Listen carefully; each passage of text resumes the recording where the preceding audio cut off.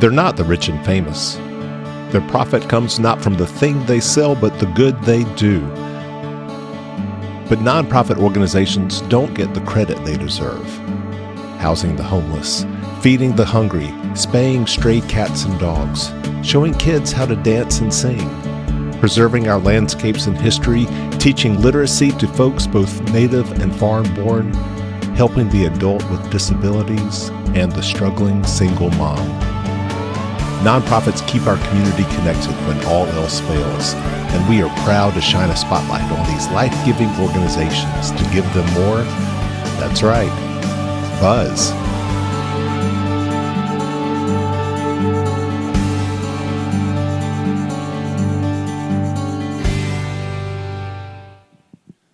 And greetings, everybody. Welcome to Buzz Live.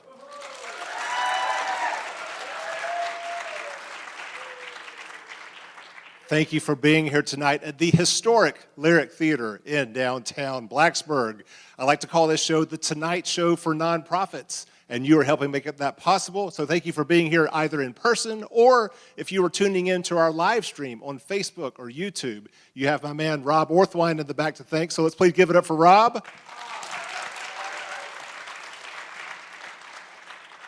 Now, my name is Michael Hemphill. I'm the creator and host of the TV show Buzz that airs on Blue Ridge PBS on Wednesday nights at 7 p.m., where we feature the great work that nonprofit organizations do in our communities. And we actually have a brand new episode airing right now on Blue Ridge PBS. This is Wednesday night. This is 7 o'clock. A brand new episode that is on PBS as well as on our YouTube channel. You're not allowed to watch it now because you're here with us, but after this show, please go to our YouTube channel. You can watch our episode starring the Franklin County NAACP.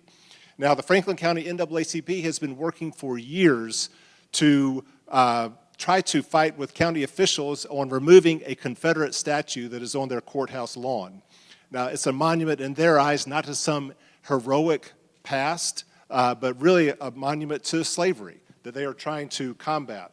Now, they've been unsuccessful in that quest, but along the way, they have discovered that within the county, there were 70 African-American men who called Franklin County home, who ended up fighting for the Union in the Civil War and the United States colored troops. And so they have been spending all this year trying to raise the shade about this unknown part of Franklin County history. And later on this year, they're going to unveil their own statue to the United States colored troops, one of only maybe 24 such monuments across the country to the United States colored troops. So we've been honored to walk alongside them, sharing their story, and I'd encourage you to go check out our episode that's airing right now on PBS to learn more about their inspiring work. Speaking of inspiring work, let's give it up for Blacksburg Refugee Partnership.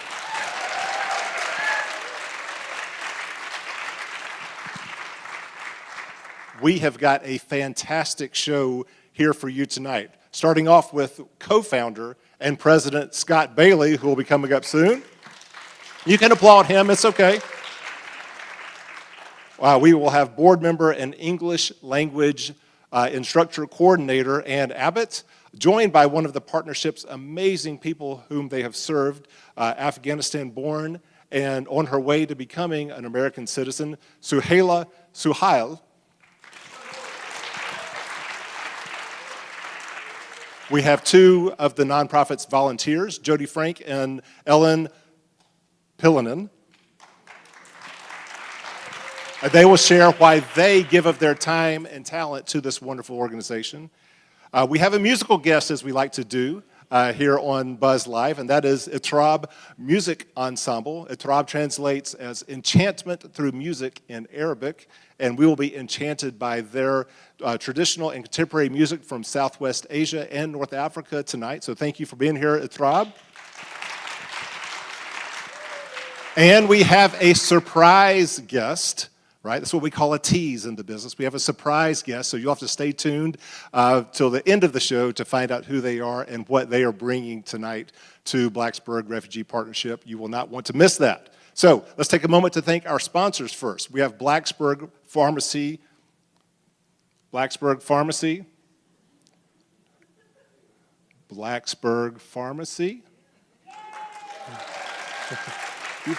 Oh, great. It's on the live stream. We have National Bank of Blacksburg. And we have Cook, Lavender, Massey and Company CPAs. Thanks so much to all these wonderful businesses for helping make tonight possible. And as we bring our first guest on stage, let's learn a little bit more about Blacksburg Refugee Partnership with part one of this beautiful video that was created in 2017. Rob, take it away.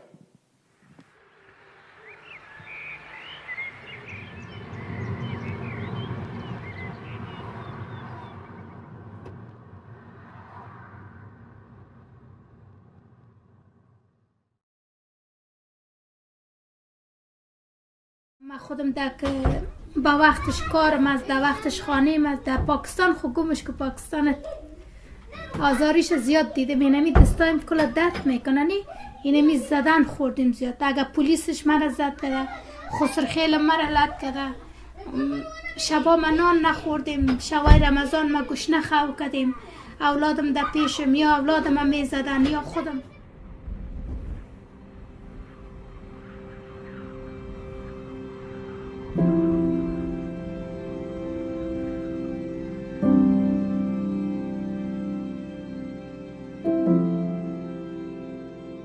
For me, I personally feel that with what happened, especially in Syria, that this was an opportunity to at least do something to help.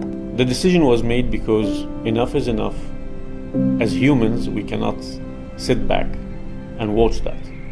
Something have to happen.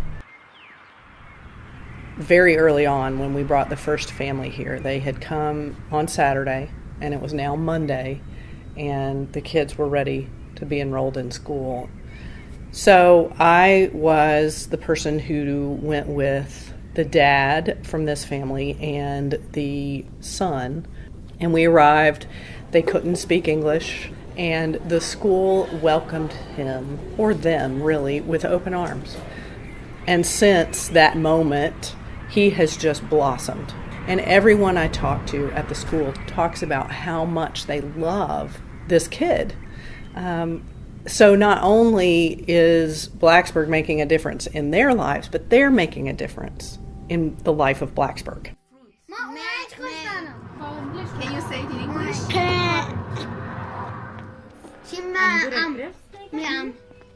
She's banana. She likes banana. This is my orange. Oh, she made Apple? وأما میخوایم چیز پاکستان.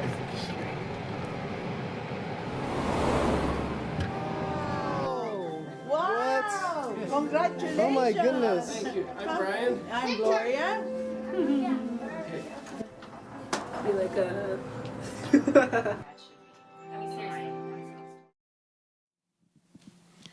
Ladies and gentlemen, please welcome to the stage of Buzz Live, co-founder and president of Blacksburg Refugee Partnership, Scott Bailey. Thank you.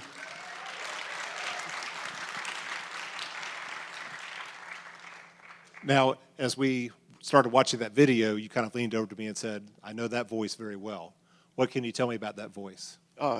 Amazing person. She was one of the first families to come. The specific voice I was hearing is a single mom with a young daughter. Came here, she was just about kindergarten age when she showed up. She just started high school. And so get to see her come here, to be honest, kind of frightened, in a totally new place, totally new environment, can't speak English, and then grow up and move forward. And I'm very lucky. This particular young woman's one of my daughter's best friends. So it was just a beautiful thing to watch, right, to see this evolution. And even just recently, can't tell every story, but she was faced with something, had to make a decision that was for somebody older, but she was stuck with it. And she did a really good job. You see this throughout BRP, all kinds of amazing things. Every voice in that video, every single one of them, and a whole bunch more, I could tell you a story of something amazing they did or accomplished. Every one of them, every volunteer, every person we worked with. You just see this stuff routinely. Beautifully put. You know, someone, I think, described you as, they wonder when you ever sleep. Because, I mean, yes, you're doing this purely as a volunteer, but you also have a day job. What is that day job? I'm a professor in the electrical engineering department. I'm a physicist, really, but professor here at Virginia Tech. And what does that have anything to do with the work that you're doing with Blacksburg Refugee Partnership? I don't see much of a difference in it. And people laugh at me when I say that, but let me tell you this. If you're a professor in one of the great research institutions of this country, and you're at the stage of your career where I am, nothing to prove, but not nearly ready to retire or even able to retire, what are you about? You're about creating opportunities for students and young professionals. You're doing the research. I love the research. I love every aspect of it. What I get to do is phenomenally cool. But I like to see the looks on the faces of the students when they have an accomplishment. I build stuff that flies in space, so I've seen students operate things that were in space. The look on their faces when they do that, I know it, because I had that same experience when I was in school. That's incredible. The look on the face of not just the people we work with in BRP, but the volunteers too. It's the same thing. I view it as creating opportunities, and when you look at it that way, it's the same job, both ways. Well, how did you first get inspired to want to work with refugees? Like, was there an origin story to all of this? Yeah, a few of us at Glade Church, including the pastor. This was in 2016, so a lot of tough things were happening, in particular the Syrian civil war. And thankfully, those things in 2016 are long behind us now, right? Okay. I wish. But in particular, there was the image of the little boy who washed up on shore. That was, as Khaled said in the video, enough is enough, right? We have to do something. We have to get involved. It can't be that all these things are half a world away and there's nothing that we can do about them. There is. And so we decided to look into how we could host a family with then a focus on Syria to see if we could host a Syrian family here in Blacksburg. And that was an idea one day in June of 2016. In July of 2016, we had a public meeting over in the library, and we filled that room, 80 people, and I think some people felt they couldn't fit in and left. By October, we had the family here. Yeah. I mean, I would think, most people who watch the images on TV of what's happening with refugees, wherever they are in the world, feel some connection and sympathy for what they're experiencing, but then to take that and decide that you're going to create a nonprofit around that and get a whole community involved with helping that, and then to continue to stay inspired and working towards that mission 9 years later, where does that come from? Well, it's an easy thought to continue when by the time that first family came here in October of 2016, we had one family we were supporting and 70 volunteers. So it was kind of an easy thought that maybe we better think of another family, and we thought, oh, well, you really want the two families to spend time with each other and support each other, so you got to have two. I bet that family was like, what is going on? There are way too many people helping me right now. So it was an experience. It was something to behold, and still is every way. I was just in that family's home yesterday, and it still is a beautiful thing. Yeah. Right. So there were more that came out of that. I guess I don't even know the process of how you go about hosting a refugee family here in Blacksburg, and it's evolved a lot. Yeah. In that time, we had to work with an organization. The State Department would only work with 11 organizations in the country in terms of bringing people here and resettle them. So we had to work with them. One of them, in our case, was Catholic Charities out of Roanoke, Virginia. So they helped us find families and bring them here.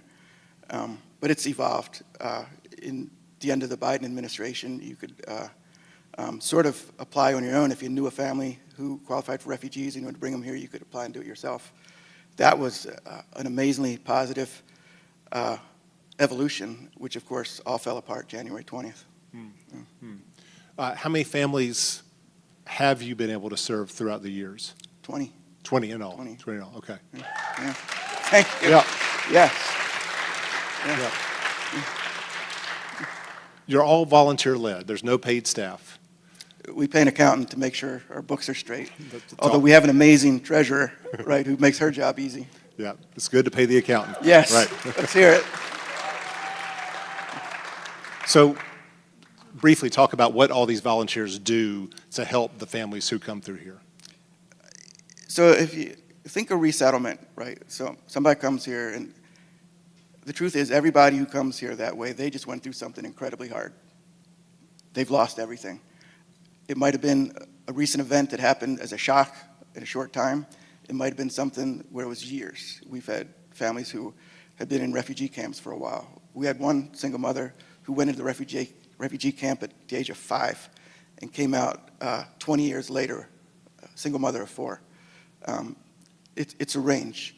But they have nothing, so you need to help kids get in school. You need to help them get into a home, a place to live, jobs. They typically aren't used to the U.S. Economic system, so you got to introduce them to bank accounts and checks and things like that. The healthcare system. Try explaining the U.S. healthcare system to somebody who did not grow up here. Try explaining it to anyone here. Yes, help me. Yeah, right. Right? So all these things happen, but I hope one thing I can convey is I can list all those jobs, but the thing that's really special about Blacksburg Refugee Partnership, we don't think in terms of provider and client. We view ourselves as we're welcoming neighbors, and that means we're always going to be there. We're not going to back away. Our services need to decline. We do everything we can to promote independence, so people need us less and less. But at the end, they're our neighbors. That's why I was at the First Family's house last night. They're my neighbors, and my daughter plays with one of their daughters. So it's a bond. I see this routinely, a bond forming between volunteers and the people we work with. It's a community. It's a micro-community of Blacksburg, but it shows what a wonderful community Blacksburg is. And it's emotional. Sometimes that's hard. A lot of times it's awesome. For people who are here or tuning in to our live stream or watching later on PBS, if they're currently not involved with Blacksburg Family Refugee Partnership, what is one thing that they could do to somehow support your mission? There's a lot. If you come to our webpage, everybody can donate. Everybody can join us as a volunteer. We still have people we need to explain the healthcare system and the financial system. We need people to help with driving and medical visits. There's a number of jobs. To be honest, we're in really difficult times right now, really difficult. The refugee network, the infrastructure has been decimated. The rules for supporting refugees have become incredibly cumbersome, but there are still families who are coming, even though it's much more difficult and rare, and I couldn't explain the process by which it's happening, but it is happening. We brought a family here just a couple months ago. Even though our government is totally against it, it happened. This takes a lot of lawyers. It takes a lot of very fast action, because when you see the opportunity, you got to jump on it. And I can't lie to you. The number one help you could give us is to donate. We need lawyers. We need all kinds of help to be able to do that. It's much harder now than it was. And that's blacksburgrefugeepartnership.org. Yes, thank you. All right, so do that, okay? Thank you. All right, Scott Bailey, ladies and gentlemen.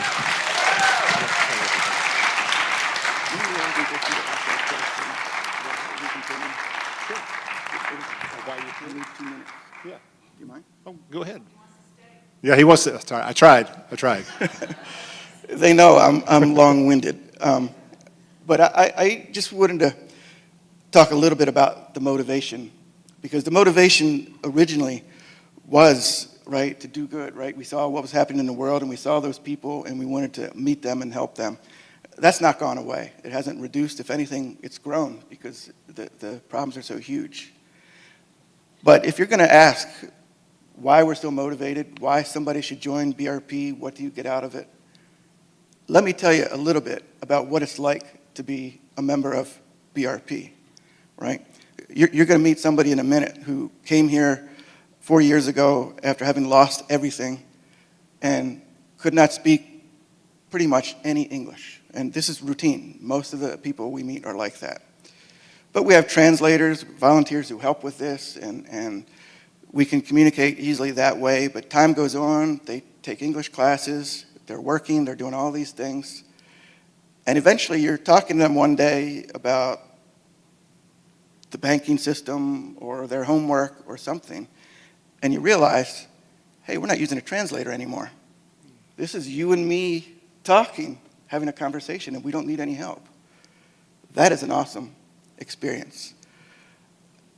There are so many things like that. I'll tell you one more. It's a hard story to tell.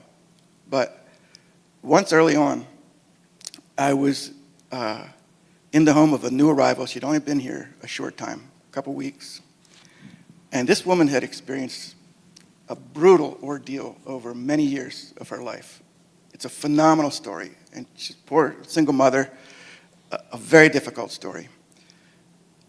Volunteer who was working with her came and met her, and I just happened to be there when it happened. And they embraced, they hugged. And in my memory, that hug went on for an eternity. I remember this very clearly because I saw the expression on that woman's face, who I believe had not known any sort of comfort or welcoming or belonging or happiness or joy in years. I'm sure that was not true. Her experience had been brutal, but in that moment, when the BRP volunteer, now board member, was with her, I saw that expression. She knew she was loved. She knew she was welcomed. She knew she belonged here and had a home here. That is an experience you just cannot get any other way. That is what it's like to be a BRP volunteer. And you know what? You said I'm long-winded. I could tell stories like that all darn day. About the people I see in this audience, I could tell it, and a bunch more people that I don't see. I could tell those stories all day. That's what it's like to be a BRP volunteer. Sure, you drive them places. Sure, you help them with their schoolwork. Sure, you help them get a job. But that's what it's like. You know you made a difference in somebody's life, and they will make a difference in yours. Thank you for letting me have a second chance.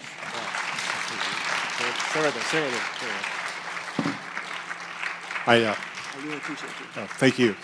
All right, Scott Bailey, thank you so much. Before our next guest, I do want to play a little bit more of that video about Blacksburg Family Partnership. دوست پیدا کردین تو مدرسه؟ نه من پیدا کردم. من پیدا کردم. یادی oldu. از ما کلگی کلاس مسافریم. از من دوست. از من. She has 10 friends. اما کجا دارم؟ از ما 20. Our mission is to support them for the long haul, not just to introduce them to the community, but to work with them until they can become self-sufficient. And we know that it'll be different for each family that we work with.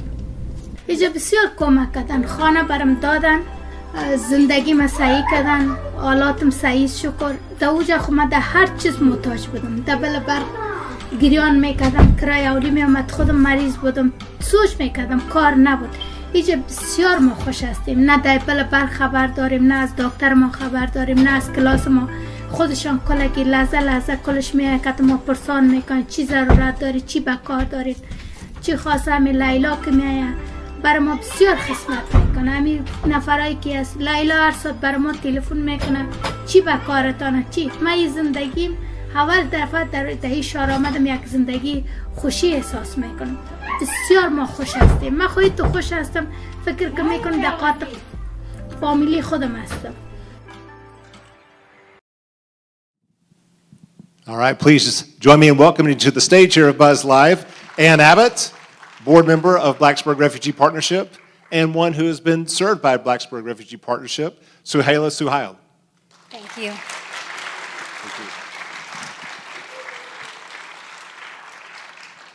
Suhaila, if you wouldn't mind, share with us whatever you're comfortable sharing about your journey from Afghanistan to Blacksburg.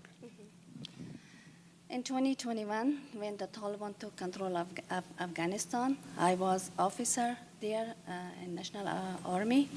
I had to leave Afghanistan, and then I leave Afghanistan. On that time, I came to Qatar, and then in DC, and then I went to the New Mexico. I was there for 2 months, and then I came to Blacksburg. One of my friends, her name is Anita. She introduced me for a BRP group, and I came here. Thank you. Yeah, and it's my understanding, so that was 4 years ago, Yes, in 2021. 2021. Yeah, almost 4 years. that you did not know much, if any, English at that time, and now you are not only a student at New River Community College. Yes, you're right. Yeah. Yeah. And you have a job with dining services at Virginia Tech. Yes, yes. I studied English for 2 years at LCI, Virginia Tech, and then I went to the college. Now I'm studying at college. Yeah, right? Wonderful. So with all of that, what is Blacksburg now to you? It's my home. It's my homeland. Because Blacksburg or United States gave me freedom, education, and everything. Since in Afghanistan, the women don't have any freedom. Yeah. I love Blacksburg, and I love the people of Blacksburg. It's a quiet city, and I love it. Yeah. Well, I think the feeling is mutual. Yes. Right, yeah. Yes, the nature is also so beautiful. All right, if you would mind handing that to Ann, I want to get your perspective. Now, I think we've all gotten a sense of perhaps what you as a volunteer do for the refugee families who come to Blacksburg. But for like Suhaila, what has she done for you? How much time do we have? As much time as you need. Well, Scott does that, yes.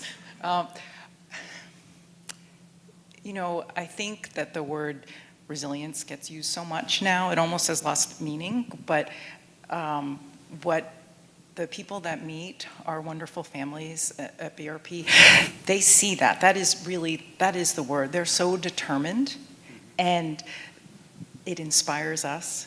There are so many stories, as Scott was mentioning, that we could go on and on about, and I know that we don't have the time, but they're our neighbors, they're part of our community.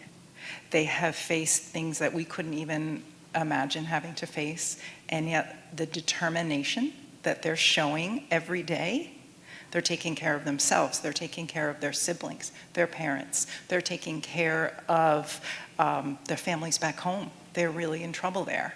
And with communication the way it is today, they know that, and they're trying to help them. They want to learn English. They need a job. They need to send money home. They need to save. They need a car. And they're doing that. They're working all the time. I get to spend a fair bit of time with some of the women and men of BRP and through English instruction, and they work so hard. English is a very hard language to learn, and they come with all different skill levels, and we laugh. I've learned how hard English is really through watching them. And it's just something that I think has enriched all of our lives to see what they have faced, and yet they're here and they're part of our community. Would I have said, oh, I'll probably be sitting on a stage here with this woman talking about an organization that she's starting, and I would never have guessed that. We're full of surprises here, and I think if I could just share one story that I think really shows the determination of the families here. There was a single mom who came here. She was not literate in her own language. She worked very hard. Anyone who met her loved her. She'd smile and just so loving, so wonderful. And she struggled to learn English, but she kept on going always. She was working full time. She had her 2 children to raise, her daughters, and she was ready for citizenship. So many volunteers worked with her to prepare her for citizenship exam, and it was very exciting, and we were all pulling for her. And she would be one of the first women, or first families to gain citizenship who came to BRP, and so there was a journey to, I think, Norfolk maybe, and she didn't pass, and she was crushed. We were all crushed for her, and a lot of tears shed by everyone. The next day in the morning, I went to see her, and I was kind of a little fearful because I just thought that she'd be curled up in a ball, like I would be. And, I knocked on her apartment door, and I went in, and there she was in the middle of the floor with all her papers, all her note cards. She had her YouTube video going. The very next day, she was back studying. And I think that that just represents, you could find a story like that with all the people. It's just, it's incredible. Makes me want to cry when I think about it. Right. Yeah, and she passed, by the way, the next time. Yes, she did. Yes, she did. Yes, she did. Yeah. Amazing celebration.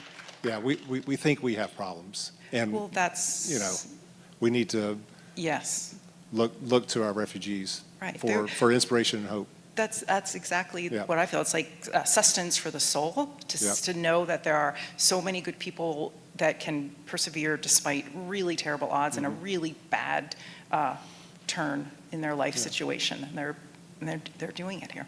Well, not only that, I mean, you've got enough on your plate just, you know, trying to help yourself, but you have actually, you're giving back now by trying to help other women from Afghanistan. Can you share with us about that? This is an awesome story, everybody. Yes, since it's so difficult to be a new country, living in the new country with new culture, and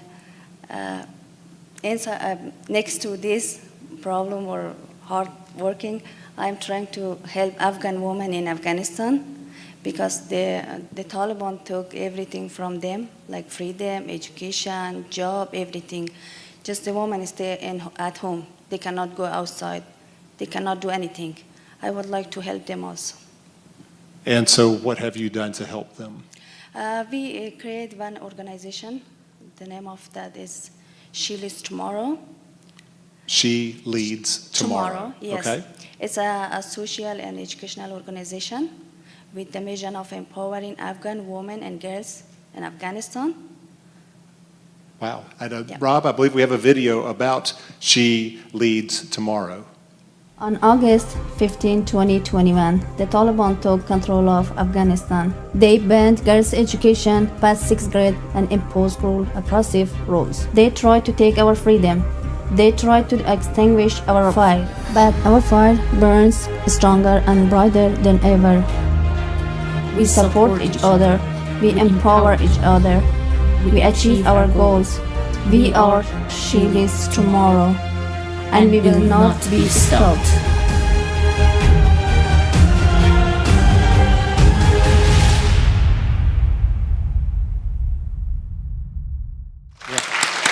Thank you.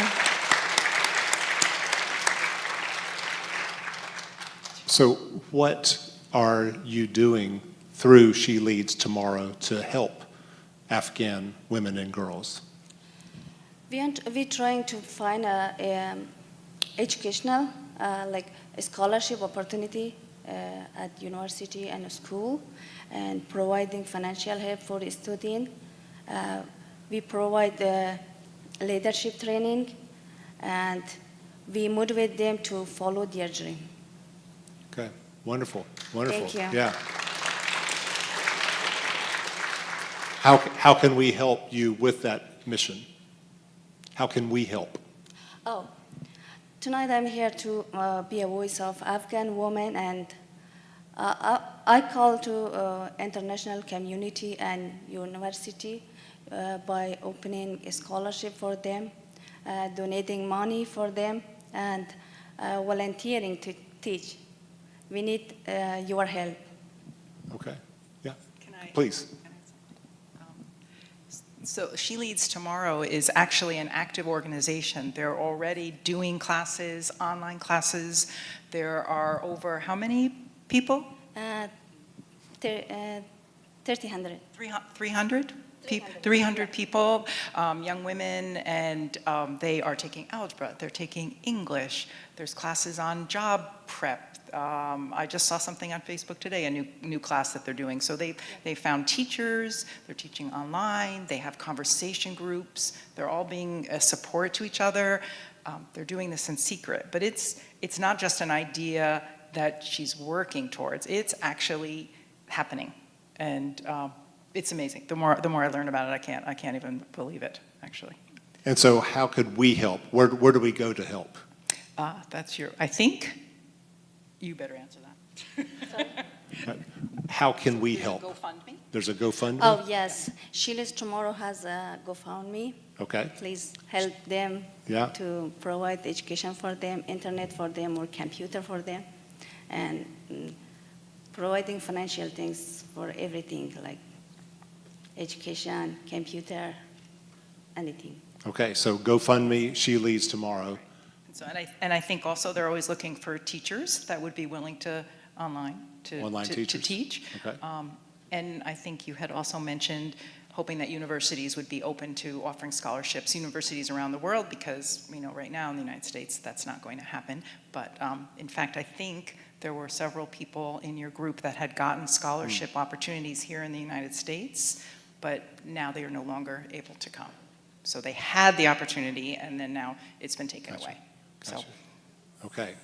Well, you've been busy these 4 years since you've been in Blacksburg. Yes. Congratulations. Thank you. For all that you do. Suhaila Suhail, everybody, and Ann Abbott. Thank you so much. Thank you.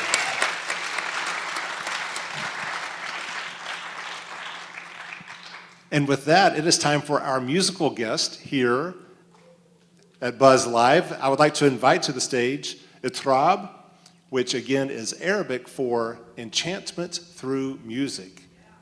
Yes. And they are going to enchant us with some music of Southwest Asia and North Africa. So, thank you so much.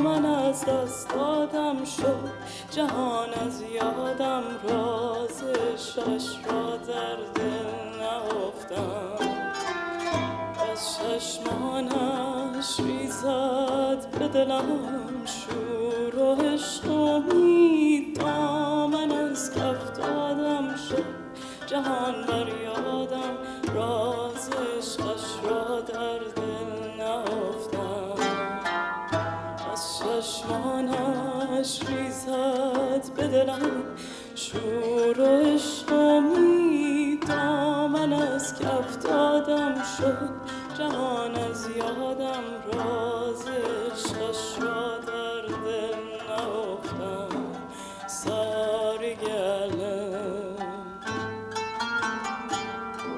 ساری گلم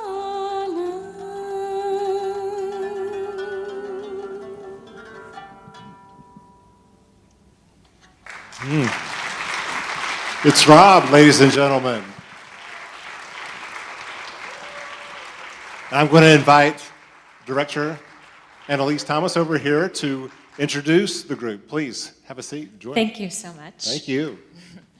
We are Etrab Music Ensemble. We are a project of the Center for the Arts at Virginia Tech, and with us this evening is a smaller subgroup of our usual orchestra. We have on viola, Aya Ali.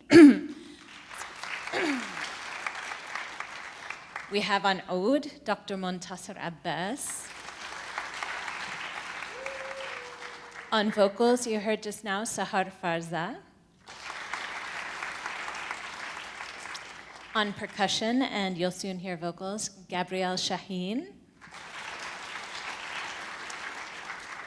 And our two percussionists here, we have Aranjoy Basak and Diego Urquizo. Wonderful. What was the song about? The song was about a blonde girl, is that correct? And how beautiful she is. Come on, you can if you want. Yeah, just use that mic, sure. So it's basically talking about like it's a lover, basically the lover of. There's the girl that has this talking about the blonde hair, long hair, and it's just like talking about how the heart is missing her, kind of, and it has a kind of like the sadness of having her apart.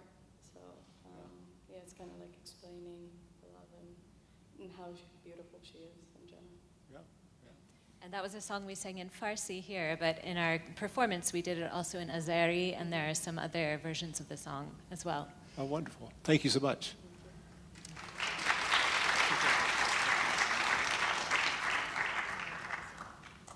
For everybody, though. Oh, yeah. Is that okay? Okay. Yeah. Do you all mind? He's asking about the nationality of everyone here. Can we just can I run around and let them please. say it on the microphone? I'm Egyptian American. I'm Sudanese American. I'm Iranian, also known as Persian. I'm Lebanese American. Indian from West Bengal, so that makes me Bengali. I was born and raised in Peru. Excellent. All right. Thank you. Yeah, so we come from all over. Yeah. And how about you?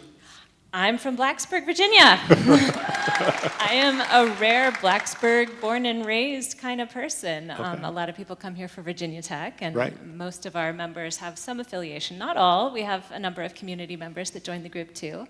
But yes, I'm from Blacksburg originally.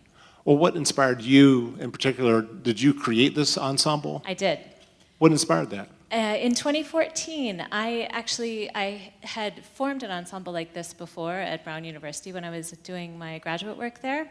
I also had the experience of being introduced to particularly Arabic music, but also Turkish and Greek and some other countries around the region in an ensemble when I was an undergraduate at William & Mary with my mentor, Dr. Ann Rasmussen. So this is kind of a replicable model that students of mentors like her, and Dr. Jihad Rassi was kind of the original mentor in this model from UCLA. So a few ensembles like this exist on college campuses. Okay. And they all have a very different character, and it's really been wonderful to grow with this group over the last 10 years. Well, what is your mission? My mission is to bring people together and create connections and understanding through music and the arts. Mm-hmm. And luckily I found people with a similar mission in the leadership of the Center for the Arts. Actually, the ensemble started 10 years ago with the support of the Center for the Arts. We were working on programming related to music from Muslim cultures. And there was a great synergy. They gave me the opportunity to start this ensemble, and it's just grown from there. Wonderful. Well, thank you so much for being here. Thank We're going to you. hear another song from you in just a few minutes. Yes. Thank you all so much for being here.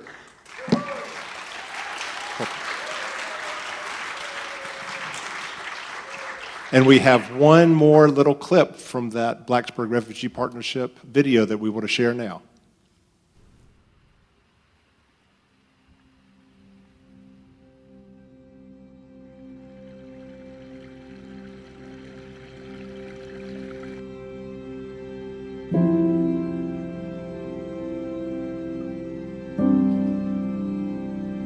I hope that the children can get an education and that they can dream big dreams and live toward those dreams, whatever they might be.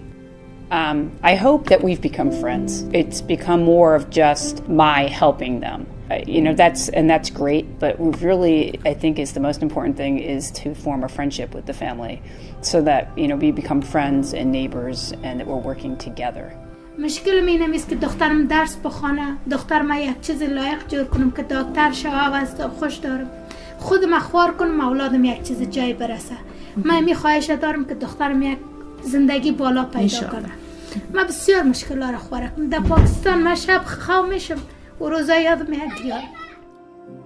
My other dream is for the parents, for the adults, that they would be able to know that they are safe, that their children are safe, and that there are people really rooting for them and want them to thrive and grow however they want to thrive and grow. So that it's not us dumping what we think is right on them, but that we can empower them to become the people that they want to be, whatever that might be.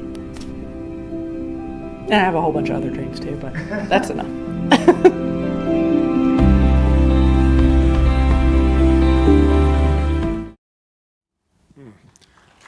That is beautiful, beautiful work.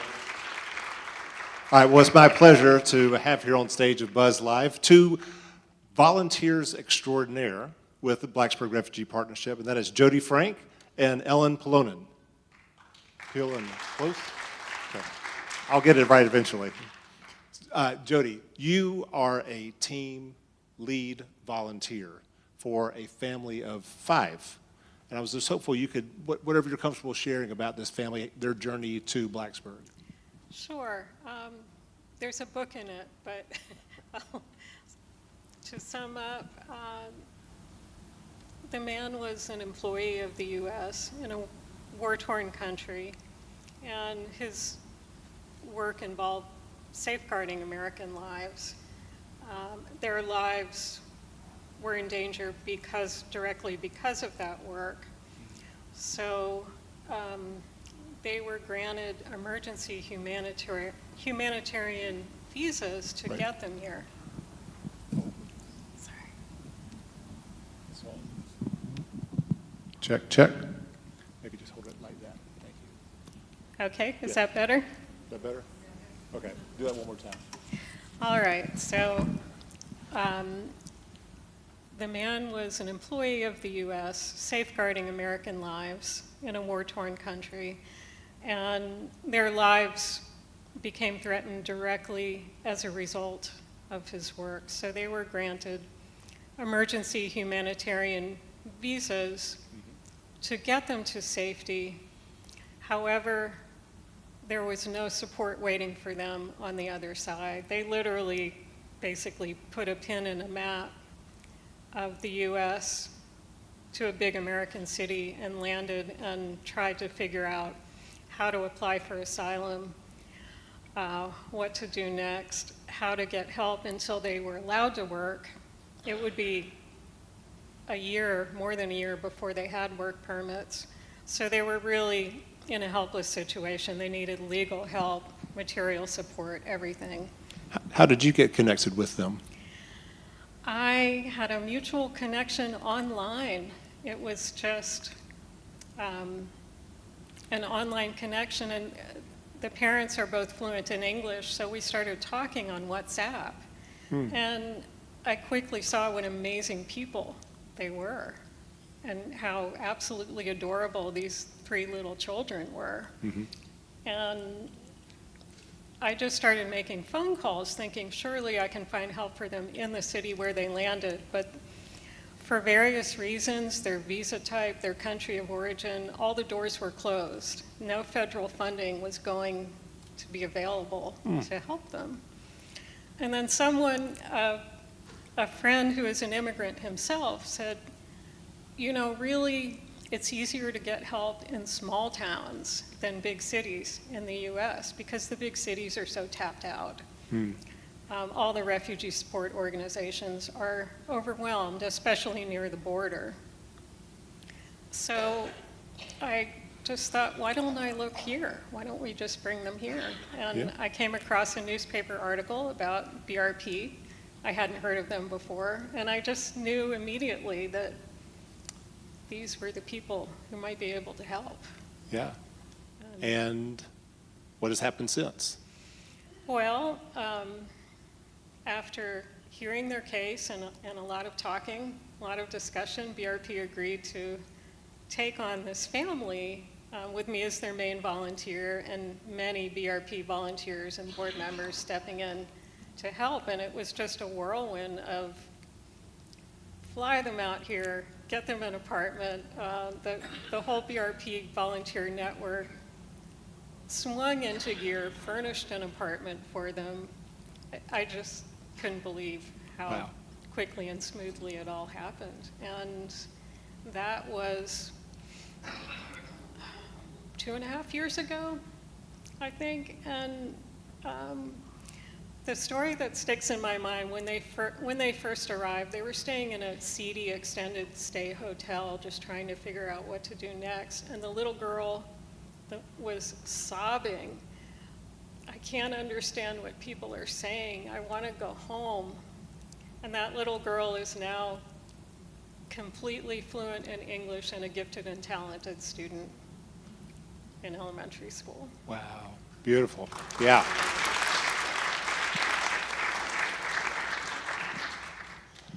Ellen, if you don't mind, you also are a team lead for a family. What can you share with us about that family that you're helping?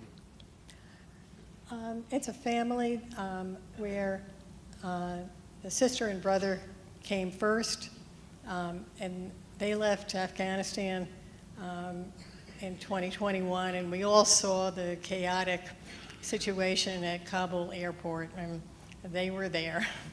And they were able to leave because she got a visa because she was a member of the female tactical platoon, as was Suhaila. These were women who were working directly with the U.S. military against the Taliban. And they were able to leave, but her husband never made it to the airport. And after waiting at the airport for several days, they finally were told, if you don't get on that next airport, you're never getting out of here. So they came here, and then by some miracle, their mother also was brought here by the State Department. And we don't really know how that happened. And when their mother started getting calls saying, prepare to go to the US, I thought it was a scam. But she was able to come. And but her husband is still not here. Okay. And he was very far along in the process. The wife was granted asylum. We applied for him. He was granted asylum, but he still has not come here. And right now, the situation looks fairly hopeless because the organization CARE, which is a coordinator for Afghan resettlement efforts, which is the organization that arranges for visas and transportation, was shut down immediately after the new administration came in. They also have family members who left Afghanistan and they're now in Tajikistan. So this is 6 more family members. And we formed a Welcome Corps team which is a State Department program where American citizens could sponsor refugees, and went through the whole process. They were certified. They were told that they'd be having their interviews soon, and then everything shut down. Wow. You know, in addition to your work as a volunteer, you were also a mental health counselor. Is that correct? I'm retired from Newark Valley Community Services, and that is actually how I came to BRP. Okay. I was asked if I would be willing to counsel a woman who was a refugee who didn't speak any English, and I said, sure. And so I was her counselor for about 9 months with a BRP translator, and we did home visits every week for about 8 or 9 months, and she had a history of trauma. I was working with people with a history of trauma. The majority of the people I worked with as a counselor had a history of trauma. Her history was extraordinarily terrible. And she stabilized, and she was doing quite well. And my best friend, Victoria, who's here, her husband was a manager in dining services at Virginia Tech, and she gave her a job. And once I was discharged her from treatment, I asked if I could become a BRP volunteer, because I realized this was a really extraordinary organization. Yeah. So I came on as a volunteer and eventually became a board member and a team lead for New Families, and became a volunteer English instructor to a class of Afghans. Well, my question for you about your professional background is that, you know, I think people here are often familiar, or at least know something about the logistical hurdles that refugees, immigrants have to navigate in order to come to our country and then to ultimately get green cards and citizenship. But what about like the psychological hurdles that they have to go through? What are some of those that they're experiencing along the way? Well, people always ask me, how are they doing? How are the families doing? They know that I interact with many of the family members in different roles, and it's a complicated answer, because if you look at their lives here as they have resettled in the United States, they're generally doing very well. They have nice homes that are rented. They speak English. They have jobs. They have government benefits, and they have a community. So they look like their lives are going pretty well. But in fact, virtually every family has family members who are not here. They have family members who relocated to Pakistan, to Tajikistan, other countries, and Or didn't get out to begin with. we have done everything that we can think of to try to relocate their families here. And right now, the situation feels pretty hopeless. So how can you be happy when you're in a stable situation, but your family members are hiding in another country and very scared? Right now, the government of Tajikistan is systematically deporting Afghans back to Afghanistan. And it's a terrifying situation. And fortunately, the families have WhatsApp. I don't know what they would do without WhatsApp. They're talking and texting constantly. So they are able to communicate with their relatives all the time. They also are able to send money.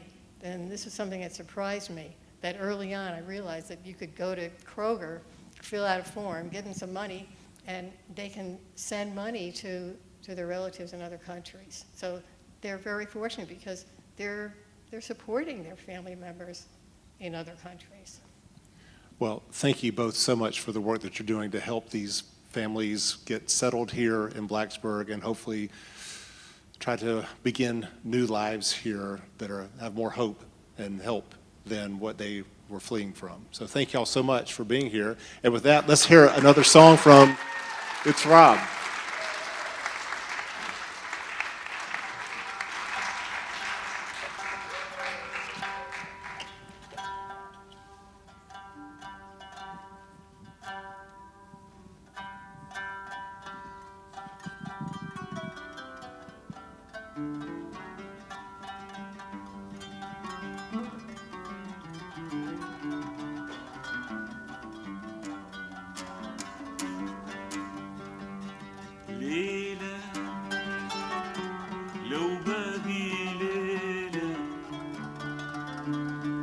عمري أبيه الليلة وأسهر في ليل عيوني وهي ليلة عمر هي ليلة عمر لو باقي ليلة بعمري أبيه الليلة وأسهر في ليل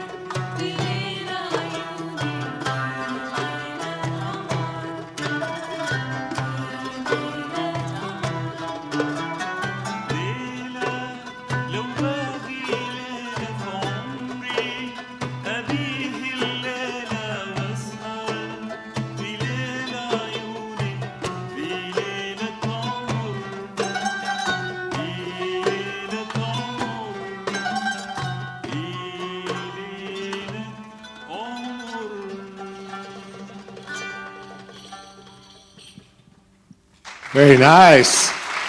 It's Rob.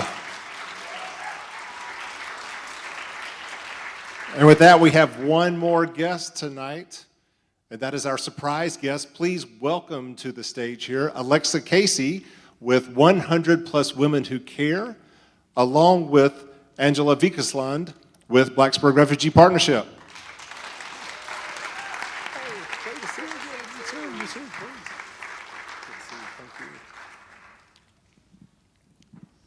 All right. Thank you for being here.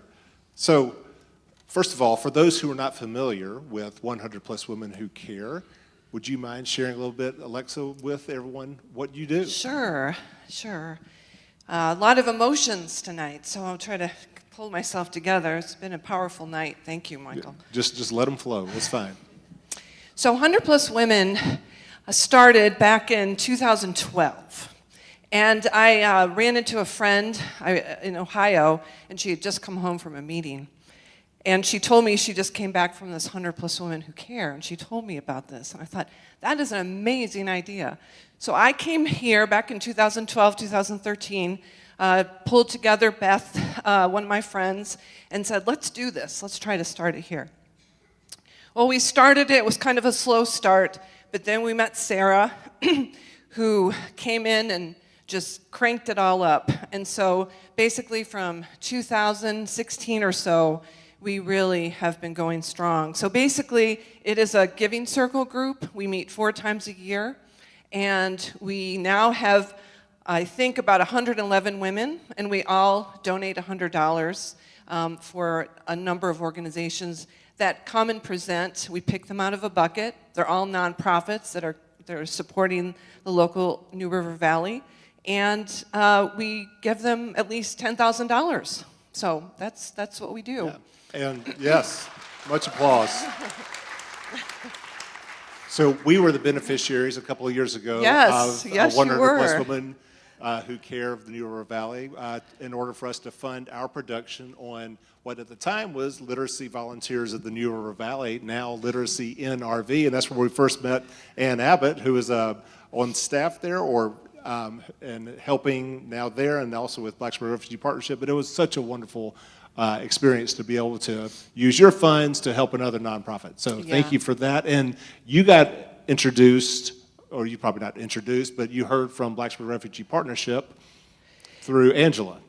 Through Scott. Through Scott. Okay, well, but he's down there. We've heard enough from him. We want to hear from Angela tonight. That's all right. I've actually known Alexa for quite a while, and I'm one of the newer board members for the Refugee Partnership and have been about 3.5 years now. And one of the things that I noticed, and sometime in the past, I think BRP was actually awarded by the 100 Plus Women, and you have to wait a while. Well, now it's been, kind of more difficult raising money, and, in that bucket routine, first time we went through the bucket routine when I proposed that we go back and try to get an award, we didn't make it. So we didn't even get to present. So, I thought, well, we'll wait a little bit longer. So we waited about 6 months. I think we decided we weren't going to go to the next one.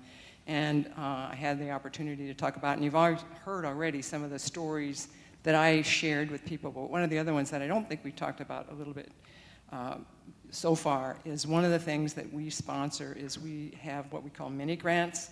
And so some of the young people who started out, like I think Scott was talking about the first family, that young guy now is going to school, and he has gotten a couple of mini grants, and we've had other people, I think Suhala, also maybe not her, but some other people in her family, and some of the other younger people. So we've been able to help them in addition to having an opportunity to come and present to the 100 Plus Women, and obviously we got voted on, and there were 2 other candidates, and I was so pleased. Scott actually had gone and accompanied me, so we were able to kind of together do things. Save it. All right. Why don't we get all the 100 Plus Women Who Care representatives who are here tonight, and there's several of them, along with all of our guests who have been on the show tonight. Everybody come on stage. Come on. I think we need to bring something with you up here as well. Yep. The big white thing that looks like a rectangle.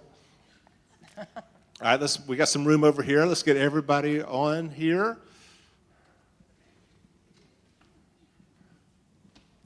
Come on up. Yeah, let's get you. Oh, this is lovely. Y'all just keep coming. Do we get all 100 plus women here tonight? Come on, up here. Fill in over here. Fill in over here, come on. Come on up here.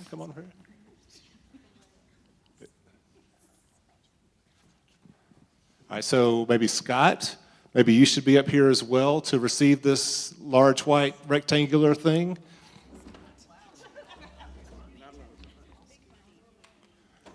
And maybe give her the microphone, a little drum roll. Do we have a drum roll over there, please? All right. Well, we present from 100 Women Who Care of the NRV a check to Blacksburg Partnership, Refugee Partnership. $13,000, 600. All right. So, yeah, so deserving and so excited, and we love you so much. I'm really tickled. I didn't know how much it was until I got here today. Yeah. So, I mean, I kept telling people, how that it's a minimum probably of 10,000. I said, but it could be more. So I'm really pleased. So thank Please, you there's very more. much. It's always good that it's more, right? Absolutely. Yes. Scott? This is what Blacksburg Wait, is like. take the mic. Feel free. I just want to say this is what Blacksburg is like, right? BRP is one example. Literacy NRV is an example. The YMCA is an example. 100 plus women, great example. Blacksburg is an incredible place. We're all lucky to live here. Right.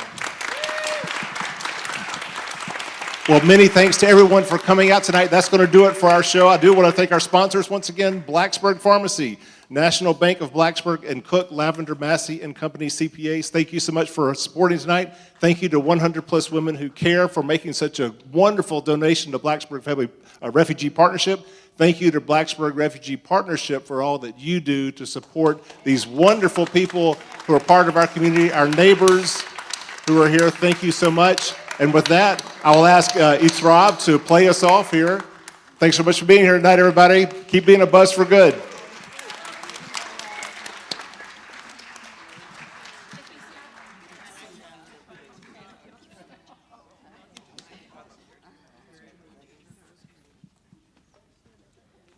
You got one more? I do have one more. Can I just ask if our friend Omar is in the house? Omar, are you here? Oh, well. We were hoping to have a special guest, too. But anyway, we're going to close it out here. All right, excellent. Thank you so much. Thank you so much. That's wonderful. Wonderful.